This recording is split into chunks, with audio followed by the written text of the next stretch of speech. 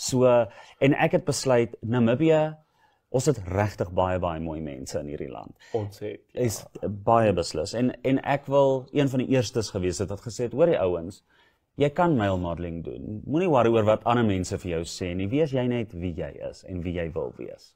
Ja, sjoe. So jy sê jy het so van die begin af ingestap met 'n doel in die kop. Baie beslis. Ek het, as ek onthou, toe Shani Rabi deelgeneem het aan Miss Supranational. Toe was ek die seremoniemeester gewees van daai jaar.